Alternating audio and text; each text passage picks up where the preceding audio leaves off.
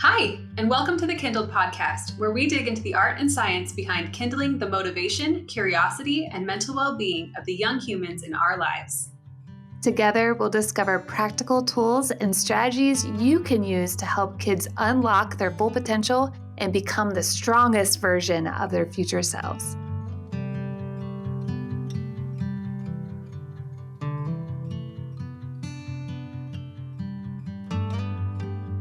Hello, Kaity. How's it going today? Hi, Adriane. I'm doing so well. What's going on lately? Let's see. I just got a text message actually from my 6-year-old's guide, and it was just like a little narrative of her like self-talk, and it just made me feel so happy. She was like struggling in one of her learning programs, and she was saying to herself, "This is impossible. This is impossible. This is impossible." And then the guide didn't intervene at all. She just like stood by. And then she heard my daughter change her language to, "This is impossible, but I can totally do it. This is impossible, but I can totally do it." So it's just like such a big win when you see all of these things that you like try to get into their little hearts and minds coming out of them naturally. So I had a good day yesterday. How are you? That's amazing. Oh, I'm good. And when you said impossible, my son always says, well, in order to make something possible, just get rid of the M. It just makes me laugh. Like, okay. And I love that it's not just about the word she said. I mean, that's important. And we talk about these words. And as parents, we're like, oh, we don't say this or we need to say this. But then it's the action behind those words that she said that I find very powerful. So I can see why you had a good day. She was able to stay focused and like maintain her composure and like coach herself through that moment of frustration, which is pretty good for a 6-year-old prefrontal cortex. So I was happy. Anyways, what are we talking about today? So we are talking about a big word. And I say this word a lot because I have children who fit this description. And I often get people going, what? So we're going to talk about neurodivergence. Okay, neurodivergence. So what is that? Is my question. Go for it. Take it away. So neurodivergence is basically brain differences, which when I think about it, I'm like, we all have brain differences, but there are, especially the way our culture, we say this all the time, but the way our culture is set up is there are norms and there are things that are deemed as acceptable and socially and just the way we behave. And so neurodivergence is this movement helping us understand that there are differences in the brains and kids and people may not be able to fit these norms and we're also, I feel like it is acknowledging that it's not, we use the word disorder a lot and as if it's a deficit, but it's more of a difference than a deficit. It's kind of, this isn't a great analogy, but it's almost helpful to think about brains, like the way that we process information into the world, as kind of like a personality type, where it's like, oh yeah, you're really outgoing, or like you're more introverted. It's like we don't categorize those things as like better or worse. It's just like, oh yeah, like it's going to be different, right? And we approach that kind of like who we are as our in our personalities as kind of like a curiosity. It's like, oh, that's so interesting that that's how you find yourself kind of operating in the world. Like, this is how it works for me. But we haven't really, like you're pointing out, taken that approach with education. It's like, oh, you're different. That's the wrong bucket to be in because the system of education that we have doesn't handle difference well. So we have to kind of like peel it off and treat it differently as a disorder or as a deficit. And those words are powerful. It's really important to be using positive language with kids as we are teaching them who they are and who they can become. So I love this term and focus on difference instead of disorder. Yeah, and it's not just in the classroom, but it's in parenting too. And we talk a lot about this. It stems from lots of generational patterns of not being able to handle emotions because our emotions weren't handled when we were little. So we've kind of fallen into this. We don't want our kids to be different or have big behaviors because that means that there's something wrong with them. And you just used that word as well. I just met a mom recently who I mentioned neurodivergence and she's like, what is that? And I said, oh, it's just like brain differences. There's a lot of times there's different labels or just they think differently, learn differently. And she said, oh yeah, we knew something was wrong with my child since she was 18 months. And I want to invite people to change that paradigm, not just the language, but the paradigm of there's nothing wrong. It's just different. And we're starting to learn so much more about the brain and neuroscience. And Kaity and I are going to mention a little bit about the brain, and we're going to do it in a very simplified way so that's easy to digest and to understand. And please know too that this research and this field of study is constantly changing. And so the way we understand the way the brain works today is very different than the way we learned how we knew how it worked 100 years ago, 50 years ago.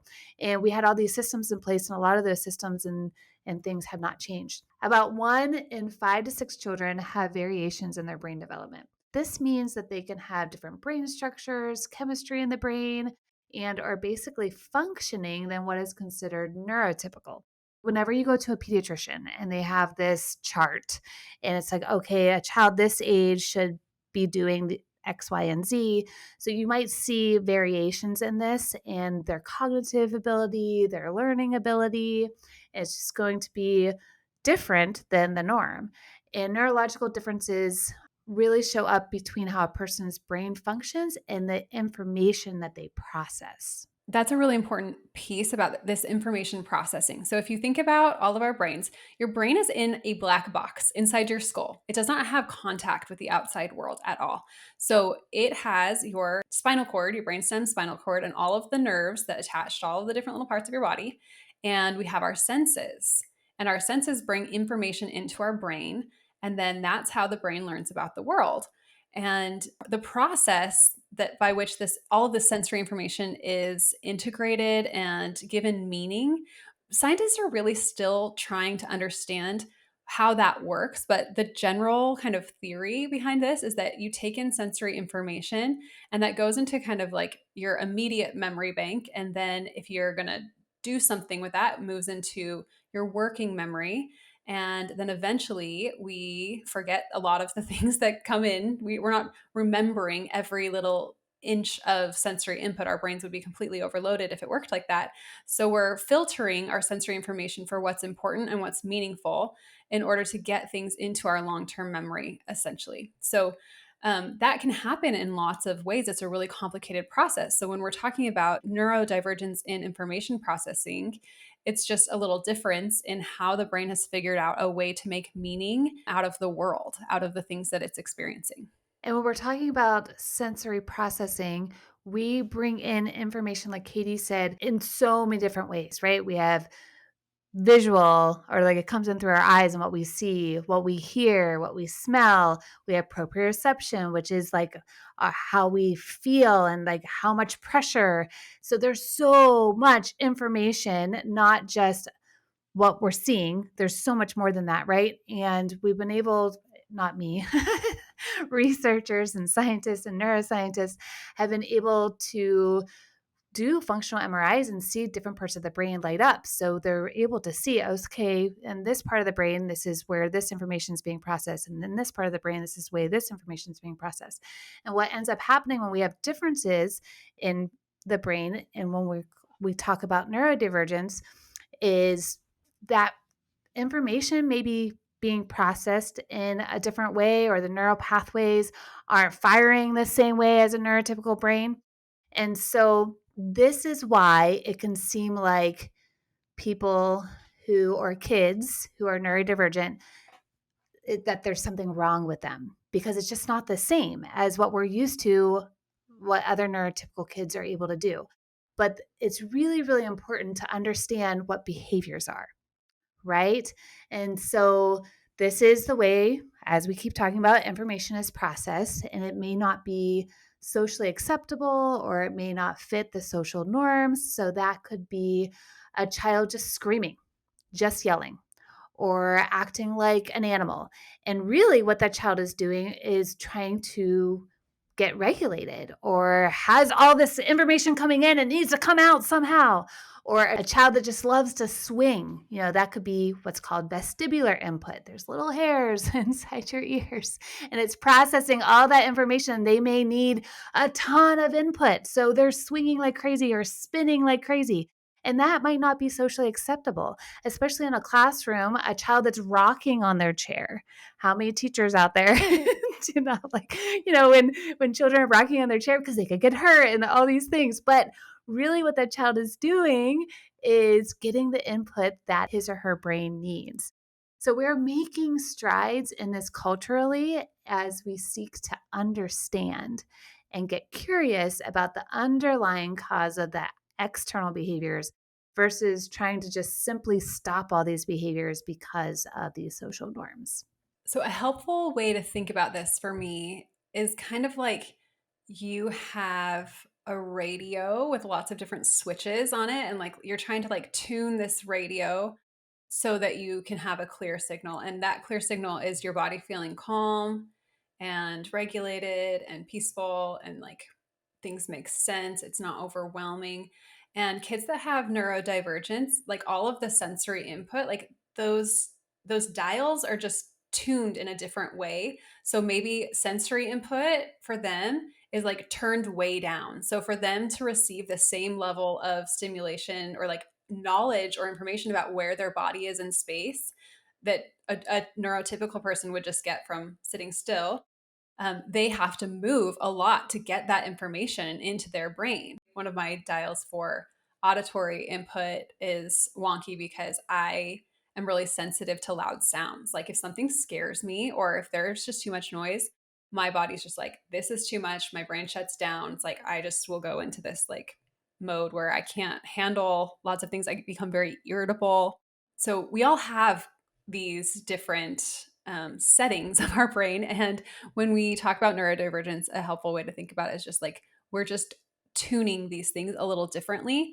And it takes a long time and exposure and practice for kids who are tuned a little differently to learn how to manage that. So I think this call out that you're making here for behaviors, like they're just seeking information about the world. And because their brain is dialed in a slightly different way, that looks different than it would in a neurotypically developing child. Yeah, an analogy I love, you're talking about the radio and the radio frequency and it being turned up and down, but one I love is cups. So thinking about all these different areas. Yeah, so we have every single person. So whether you're neurodivergent, neurotypical, alien, no, I'm kidding. Think about it like a cup. So for auditory, you have a really tiny cup. It doesn't take that much noise to fill it up until it's overflowing. Some people might just have a normal sized cup so they can handle some noise. It's not a big deal. And then some people may have this huge bowl and they need so much sound. I don't know many parents that need all the sound to be able to, get to a regulated state. So same with, like I said, with the proprioception and needing to shove something, push something. Like my son has a really large cup and it takes a ton of proprioceptive input for his brain and body to feel good. Whereas I have my little one is very sensory avoidant and he has tiny cups with almost all of his senses. And he's very, very sensitive with smells. We can't even sit at the dinner table and have, like balsamic vinegar. He just loses it. And it really dysregulates him. He doesn't even know why, but we've been able to talk to him. It's like, okay, well, you have a tiny cup. So when that happens, you can advocate for yourself and say, hey, I don't like that smell. Can I please go in the other room and eat? And that's totally fine. So we're able to respect that his brain just processes smell differently than a neurotypical kid does. So when we're talking about neurodivergence, we're talking about things like ADHD, autism, dyslexia, and even giftedness. That's kind of part of the package. It can look a lot of different ways, can't it? Yeah, and a lot of people just think of these labels, and some people are anti-label and for label. For me, I'm like, you know what? What a label does in this society is get us support. And it helps, it's information, right? And we can do with that what we want to do with that. We don't have to stick our kids in this box of, oh, well, they're ADHD. That means that they're bouncing off the walls and they're crazy. No, this individual child has ADHD. What does that look like for this individual child? How can we support that child? And knowing that the way that his or her brain processes information is different. And so, note on gifted learners, this is really fascinating too. I honestly had no idea what giftedness really was until we started going through the process and we discovered that my kids were gifted. I remember growing up wanting to be gifted so bad and reading all these things and trying to be gifted because I don't know, I feel like it was a little different back then too. I don't know how the testing is. And it was like this club that I wanted to join after my kids got tested and we started seeing these differences in their behaviors and seeing that they needed different support, especially in a traditional classroom.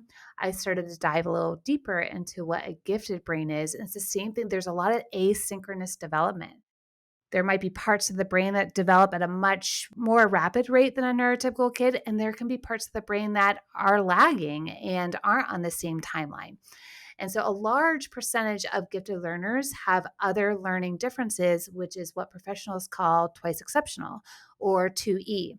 So all three of my boys are 2E, which for them comes with very big feelings and behaviors. And so we don't have time to dive into 2E. We can do a whole episode on that, but we will provide some great links and resources if you have some 2E learners in your classroom or you have some 2E children in your family. Awesome. Can we circle back to talking about labels for a minute? Yes, absolutely. I think this is really important. So you mentioned that some people are pro-label and some people are anti-label. And I think it's important to call out that a label is just something that's descriptive, like you call this information. And then we get to choose what kind of relationship we have with that label, essentially. But because so many of these things are seen as deficits, that's like the cultural current that we're in, it loses its like purely description, like informational usefulness and becomes a negative label. In the same way that you could use gifted as a positive label, like you explained, like you wanted to be gifted. I remember my brothers and sisters getting the gifted label, and it's like this halo descends upon them, and like they get to go to these fun classes, and like I was a few points shy, and so it's like, oh, I'm just a normal kid, and now I just like have this label and this perception of myself. And so labels can be super damaging, but they can also be really helpful when we can kind of adjust our cultural relationship with them. So if you have a student coming into your class and you've been told that they have ADHD or that they're on the spectrum or something like that, it's really important to be super cognizant of what that does to your lens of that child, to remain curious and to not just think, oh, this kid's going to be X, Y, or Z, but to actually get curious and say like, oh, that's so interesting. I wonder about how this student can best interact with the environment that I've built here in this classroom. Like instead of trying to fit the child into the classroom and the environment, how can we be flexible in our learning approach and the culture of our classroom to be more accepting of a wider range? Because you said it's like 1 in 5. Yeah. Any standard classroom, you're going to have several kids that are wired a little differently. Yep. So it makes a lot more sense to just build environments that assume that need for flexibility and personalization. And also like the professional development that we are putting teachers and microschool guides through, like needs to assume that they're going to be serving kids that have some of these qualities, right? Yes, and the language that we use with the kids about the labels is very, very important as well. It's just kind of like when you didn't get that gifted label and you're like, and that meant so much more to you than just not getting the label. So having these conversations with our kids is very powerful. When my son first got the label of ADHD, we got a book and it was called like the survival guide for ADHD or something like that, but it was all strengths based. And it talked about because you have ADHD, you get to do this. This is a superpower. And so whenever we discovered neurofeedback, and I told him, basically, we can eliminate your ADHD. I mean, I don't think that actually can happen, but I think that's what I told him. He said, no, I don't want to do that. My ADHD makes me special. It makes me unique. And that's because we talk about his hyperactivity and his ability to be able to do so many things at one time as a strength instead of a weakness. So this framing and the whole neurodivergence movement and the why we say neurodivergence now and not just really hone in or focus on individual labels, the framing feels very connected to positive psychology to me, which is the study of what is going right with people and how to use those insights and tools to help people not only cope, but thrive. So it's more of a strengths based approach than, like we said, the deficit or approach. And so, Kaity, when you're struggling with something and people point out what's wrong with you, does that help you? Does that make you feel better? Actually, no, it doesn't. It makes me feel like I should quit and that I am terrible at everything. Or I get defensive, if anything else. I'm just like, what? So, but if someone approaches me with a challenge that they're having and they point out my strengths first, or it's like, how can we, what I do with the kids is like, okay, how you have this strength. How can we use this strength to overcome this challenge that you have? It goes so much better. And that's helping them develop such a stronger sense of self than to feel just defeated or feel like something's wrong with them or that they are bad. So, with that, I can hear in my brain a voice that says, yeah, but things do go wrong. There is such a thing as like a disorder or a disease or like something that's like very wrong. So, how do you suggest we think about like when is it okay to be like, yeah, there is something wrong? Is it ever okay to use that language or Absolutely. But I feel like with talking to kids, I don't know. What do you think? maybe not with talking to kids, but like as adults, it's like, yeah, this is going to be a really big struggle. And maybe it's just that when we address these needs, like if a child is tested and something is diagnosed, that like that conversation from like a professional to a parent needs to talk about both the strengths and the weaknesses so that we can be aware of the weakness. But I don't think we should ever be like, hey kid, you're bad at that. It's the same thing of why I'm an advocate for labels is because it's getting you support. So it is important to go, okay, here are the lagging skills. We need to look at the lagging skills. Or whenever you are getting a diagnosis, I have a friend that recently her son got diagnosed with autism. The neuropsychologist told her, when you read the report, it's going to seem very negative. This is on purpose. It's to get you support. Because if we focus on the strengths or what he can do, you may not get the support that you need. So I think that there is a place to talk about, okay, what are the lagging skills? I just still don't, it doesn't sit well with me of saying what's wrong though. I don't know why. I just can't even get it to come out of my mouth. Yeah, like like to take an extreme example, like we process sensory information differently. Some people are blind. They don't have that. And we don't want to say, "Hey, blind people, you're like there's something wrong with you," but like your eyes, there's also a case to be said for like, yeah, your eyes don't work. Like that's something that's wrong. Typical humans have sight and you do not. So, while I want to take a positive stance on things, I don't want to go so far towards like only seeing what's positive that we don't also make room and like be comfortable with our weaknesses, right? We want to acknowledge, like, I've had great success in talking to my kids about their brains and explaining to them that because they have a certain like cup, we'll use the cup analogy a lot in my house, or because their brains are at a certain spot in development, it's understandable that they don't have this skill yet. But I don't say like, I don't cover up the fact that they're missing the skill to them. I don't want them to feel afraid of not having a skill. I want to normalize that and be like, yeah, it's completely understandable and normal that you don't have this skill yet because your brain hasn't developed it yet. And here are some things that we can do to help you develop that. So I guess my point is in taking a strengths-based approach, I don't want to accidentally be Completely afraid ignore. that Yeah, things that are ignore wrong the or not wrong, but like I deficits. completely agree. And we don't do that either. Like even with the ADHD, executive function, which we'll talk about a little bit later, is lacking and he needs a lot of scaffolding. So we do talk about that.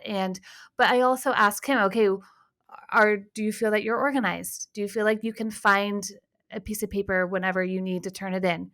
No. So I'm helping him develop those skills already from there too, instead of like, oh, you're so lazy or you're so, and applying these negative labels. That's where I'm talking about with the strengths based. I'm not just ignoring the fact that there's these lagging skills or weaknesses. And those are things that we can work on. And honestly, there might be some things that neurodivergent kids will never be able to do. And that's okay. And I think it's really important to talk to them about if they are in a typical school environment or if they are needing to be in a more, neurotypical environment, to talk to them about, hey, but this is how you can advocate for yourself and speak up for yourself. You can tell that adult, well, I can't do that. Or, and it takes time, years, especially with very young kids. So I'm curious about, you just used the word expectation, and I'm curious about how we can adjust expectations without like lowering them to where like in your example there, the child's just said like I can't, and it's like, well, maybe how can we shift that to I could if I had this support, right? So can you talk about that a little bit, like expectations and just how we can in a healthy way adjust expectations for these kids? I think it's important to understand that we have expectation gaps. What that means is in our culture, we think that a child should, we use that word a lot, should be able to do this at this age. And a lot of times, especially I hear this with toddlers. Well, my child's hitting, he's biting, he's screaming, he's having these tantrums. He should be able to just sit still and be calm. Well, a toddler's brain doesn't have all of those skills yet to be able to regulate, and that's why it needs an adult. So same as, a 12-year-old. Well, a 12-year-old should be able to express his or her needs or should be able to sit calmly. But that brain might be wired in a way that it can't. Maybe eventually they can, and we need to make sure that we have this growth mindset and we teach them that, we can keep working on these skills. I really appreciate that. But I think it's important as adults that we understand that we do have this expectation gap, especially when it comes to neurodivergent kids, because in gifted kids, I see this a lot in twice exceptional students, because they may be able to calculate all these incredible numbers and do all these advanced skills, but then they can't write a sentence. Or, so we have these big gaps in what they're able to do as well. So what kind of specific adjustments do you see these kids typically needing, like in the classroom? How can we better support them? Yeah, absolutely. So when neurodivergent kids have to adhere to neurotypical norms, this can create even bigger behavioral issues, which is why it's even more important to take a neurodevelopmental approach, which is what Kaity and I talk about a lot on this podcast, instead of a behaviorism approach. And you can learn more about this on episode 7 with Dr. Deborah McNamara. And so a good place to start is to simply acknowledge that these kids may do things and act in ways that are very different than what's typical for their age. And I invite you to really focus on adjusting the environment and not the child. And what I've seen in my family, this has come to fruition in a really positive way. We were trying to change the child to fit into a certain environment. The behaviors were just getting bigger and bigger and bigger. And I was crying more and more and more. And just no one was winning. And so then we started to look at, okay, how can we change the environment? And we started making these changes. And what's interesting, at least for my family, again, every single child is unique and individual. Every single person is unique and individual. But what I saw in my family, and I would guess that what this happens for a lot of kids whenever their environment is changed versus, the adult trying to change them, is that those behaviors started just coming in line and he was able to be more successful, and both of us were more happy. It wasn't just, oh, well, he's just doing what I'm saying. He was able to choose those things that were good for him. Something that I'll add here is that you can't force a child's brain to process information differently or to not need something that their brain is telling them that they need. You can change the environment. And so that's why it's great to focus on that, because you can actually control that. And when we try to force things that we don't actually have control over, like frustration just abounds. And so it does kind of seem like we're moving the finish line a little bit for these kids, but it's not like a final finish. It's like, well, we just need to give them some more scaffolding or like baby steps support, so that they can learn eventually to be able to manage themselves in more neurotypical ways. But it's going to take longer. They're going to need interventions and experiences and conversation and coaching and even therapies that will help their brains develop those strengths, when a neurotypical kid will just develop those things naturally. So it's not about lowering expectations and just being like, you're fine just where you're at. It's about meeting the child where they're at so that we can then move forward together. Absolutely. And another part of this too is helping the adults in the child's life. So you, if you're the parent or the educator, you can change your paradigm, but there's a lot more adults in that child's life. So helping them understand the differences and so that they can support the child in a neurodevelopmental way as well. Because there's been some adults in my kids' lives that are very focused on behavior. And no matter how hard I tried, I couldn't, change the paradigm. But I was able just to stop and go, okay, is that working? Is this getting us, the results? We've talked about this before. What does even working mean? And what results are we looking for? If you just keep trying to stop the behavior and not look at the root cause, that's what I really feel like this is so important to understand, is to not just look at what's happening on the surface, but to really look at the root.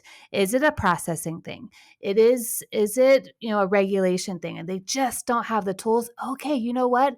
They can really rely on your nervous system, your calm nervous system, your non-anxious presence to be able to develop those skills. I love that you mentioned non-anxious presence, because I was just thinking about our episode 3 with Bill Stixrud, who talks about things being chemical, not character. And so much of the time when a child is exhibiting behaviors that are difficult, disruptive, confusing to us, we interpret them as disrespectful. And then that's a big problem for our nervous systems, to be disrespected. And we get into a power struggle and we try to force and compel because we will be respected. But it's really not the child. The child meant you no harm, no disrespect.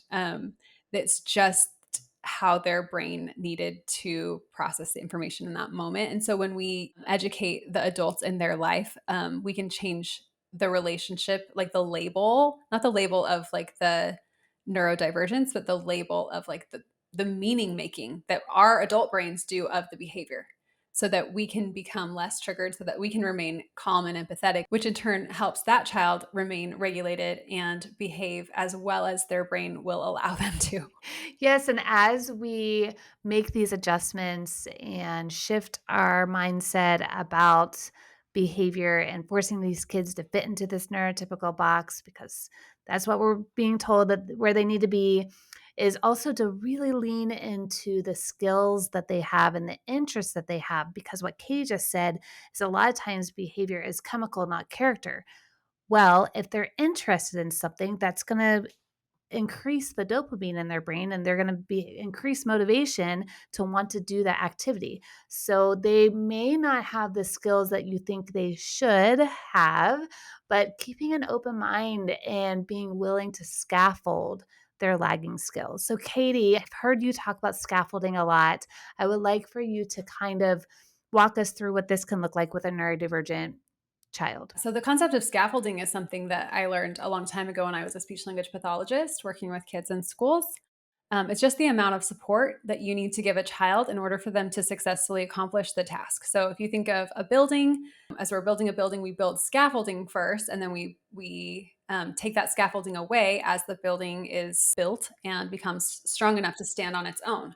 Right? The goal isn't just to maintain the same level of support. The end goal is to get the scaffolding out of the way so we can see how beautiful and strong and functional this building is. So as a speech language pathologist, I use this a lot. Like if I was trying to help a child produce a sound correctly in their mouth, I would use a variety of prompts. I would say it myself. So that's like a verbal or auditory prompt for them. I would also show them in my mouth what I'm doing. And I would maybe show them a picture of what the meaning of the word was. Like I would give them lots of prompts, and then I would see if they could accurately produce the sound. And then if they could, then I would peel one of my prompts away and then ask them to do the task again. And over time, you can pull your scaffolding back, and then the child is doing the task independently.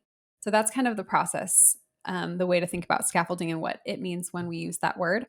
And when we are working with children that are neurodivergent, that scaffolding is just going to look like the should factor. That's really the root cause of it. It's like, well, this building, quote unquote, this 9-year-old should be able to stand on their own at this point in this task.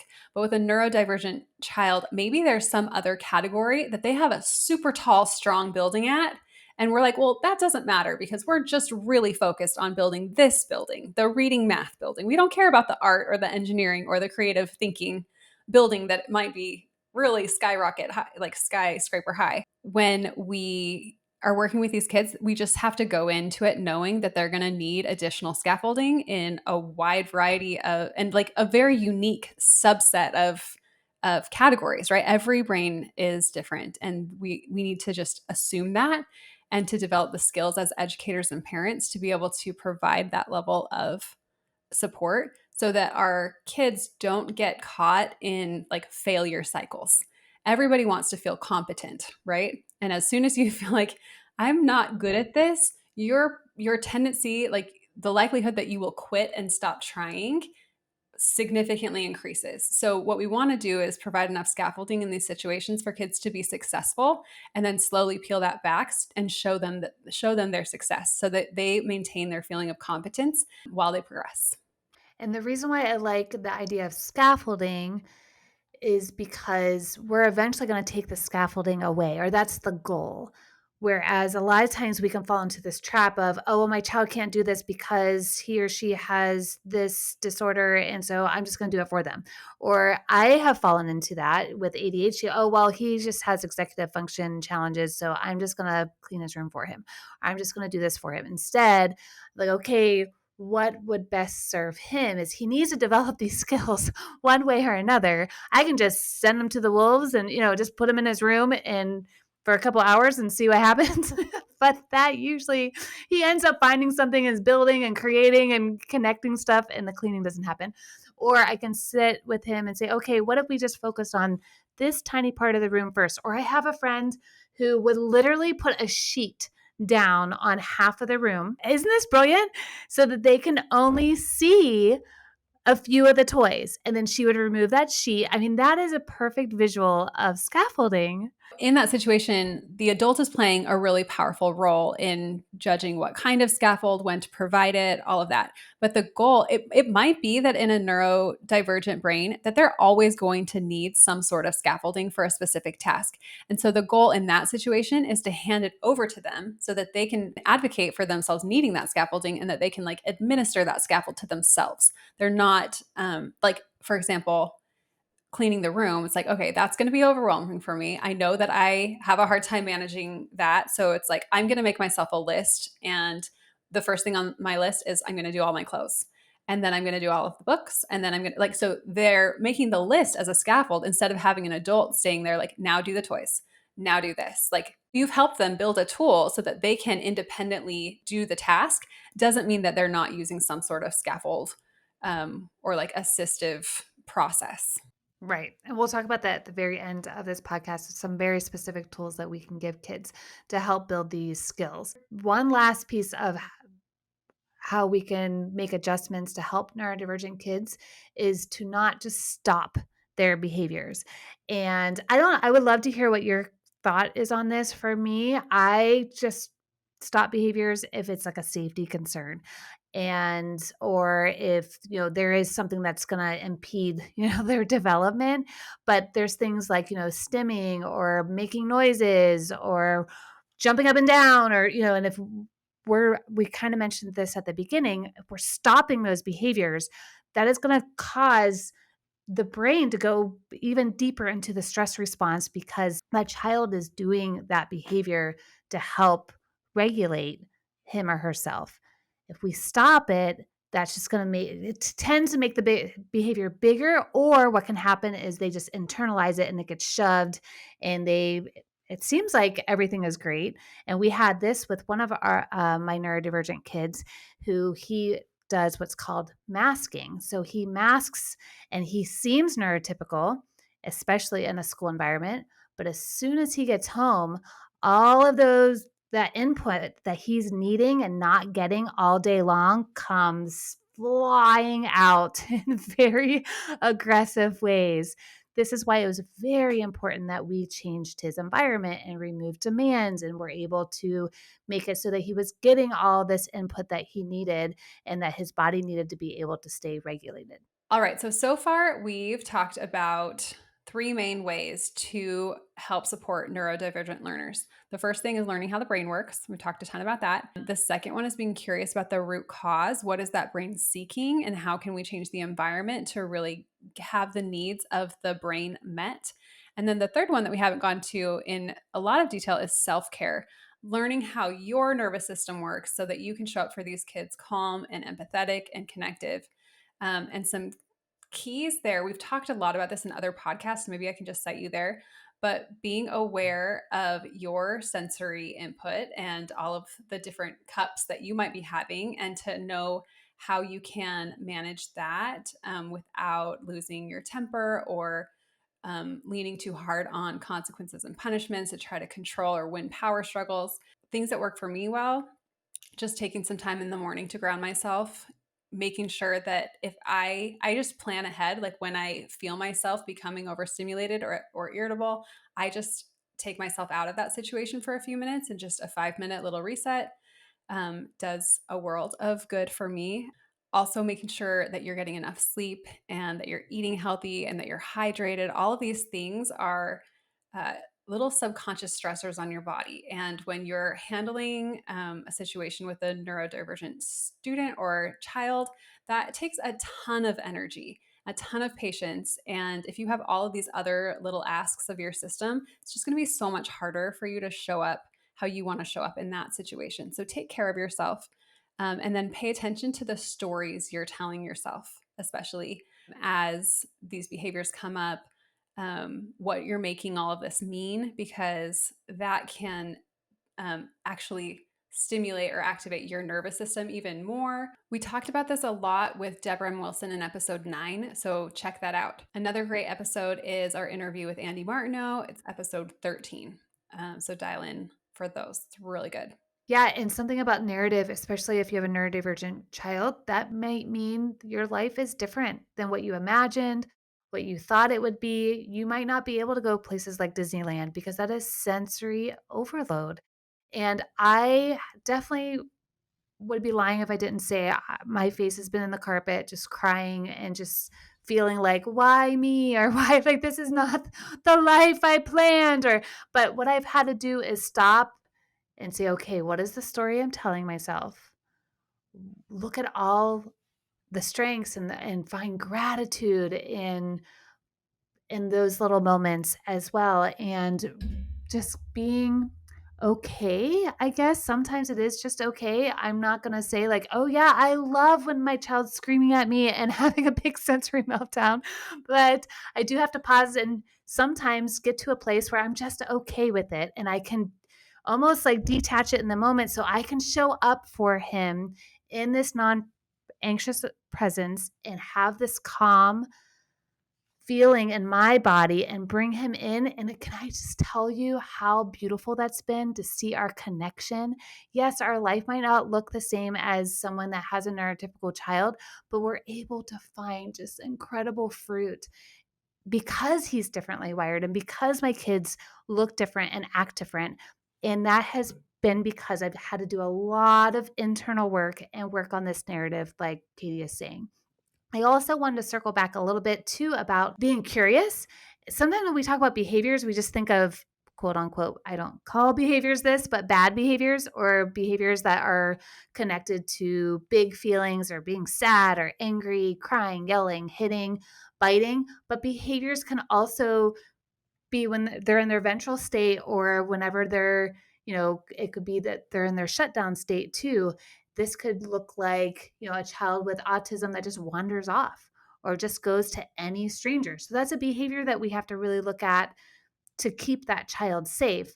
So just get curious though of why is that child just wandering off? Why is that child just going up to any adult and wanting to be their friend? And then start there at the root cause to give them the skills and scaffold, like we talked about, to be able to help them have those skills so that they can be safe.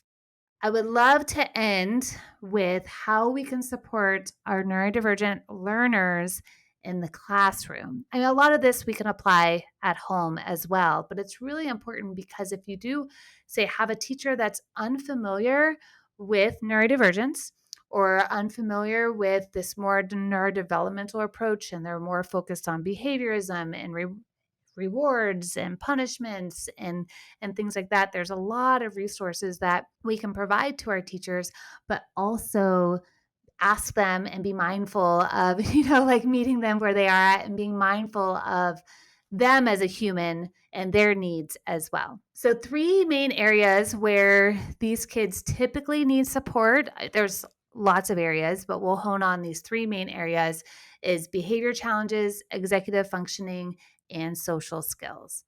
So with behavior challenges, the biggest thing that we can do with students is to validate their feelings and help them with their problem to solve their behaviors. So this, doesn't look like consequences and punishments and telling them, what they're doing wrong, but validate if they have a really big feeling, they're angry. I see that you're angry. And we can help connect, our ventral state, which is we talked about with Deborah Wilson, to help bring them up to the ladder to get to their ventral calm state as well. And we want to work, we can have prevention plans, there could be visual supports, you could do breathing exercises, kind of like what Kaity was saying. Do we just single a child out? Breathing exercises can benefit every single student in that classroom. Sensory breaks can benefit every single student in that classroom. You could have a safe person for them to go to, someone that they're really connected with to help them feel safe in their brain so that they can come to a place of regulation. And then with executive functioning, that executive function, when we talk about that basically is things like being able to plan, organize, prioritize, initiate tasks. There's lots of ways we can scaffold with executive function. In our house, we use a lot of routine charts and checklists. And Kaity mentioned a checklist earlier. Timers. We have those little timers. You can get them off of Amazon. They're multicolored. We have those everywhere. I have some kids that, I can't clean it up. It's just they're on the floor and they're melting down. And let's grab a timer. Let's set it to 2 minutes. Let's see what we can do in 2 minutes. And we can make it into a game and really incorporate play. Another thing that you can do for executive function in a classroom is, have dedicated binders for each subject. That, I will be honest, did not work for my child with ADHD because nothing even makes it into the binders. So then I had to go, okay, how can we scaffold that? Let's take one step back. And actually I have it here. We got one big accordion and then you just shove everything in there, and this is going to then hopefully, okay, we can just shove it all in there and then we can start organizing it. Then we can move on to a binder system, or there's lots of really cool systems and resources out there that we can help kids develop executive function skills. Do you have any other ideas with building executive functioning? No, you mentioned a lot of great things. I think also just patience, like it just takes a long time and persistence to develop any of those things. And if a system isn't working, be patient with it. Sometimes you just need to persist. But then there's also times where it's like, yeah, that's just not going to work. So know when to throw in the towel and know when to persist. And I guess that's just like an intuition thing. As you interact with your kids, you're going to know. Yes, and the third area where our neurodivergent students might need a little more help is with social skills. There are so many amazing social emotional learning programs out there and books and tools. You can have a mentoring class or mentoring program in your classroom where you have another student that can come alongside and teach basic social skills. The way we do this a lot is we read aloud to our kids, and I will point out when someone's feeling a certain way. We're getting to the point where my 11-year-old is annoyed with me. And so I make fun of myself though. Look, he's in dorsal vagal. He's shut down. He's like, oh, mom. But then he's starting to acknowledge, oh, he's shut down. He's feeling very, very scared. And this character is not able to think or talk because they're afraid that these angry wolves are going to come get them or whatever it may be. And just attaching, we can really teach social skills through play, especially with little ones. Take stuffed animals. Role play is my favorite with the ages of like 3 to 7, where you swap roles. I'll be the child and you are, or I am the friend. You do role play. Even with a lot of these kids, their social skills are lagging quite a bit in their social understanding and awareness. So you can really incorporate play even with older kids, using stuffed animals and using role play and those kinds of things. And pragmatic, so social language. With one of my sons, he just isn't aware that calling certain things out in a very black and white way is not socially acceptable. I don't shame him. I don't tell him, oh my gosh, how dare you say that? That's not okay. I'll just tell, hey, can you say it this way instead? Or how does this feel for you if I say this thing to you?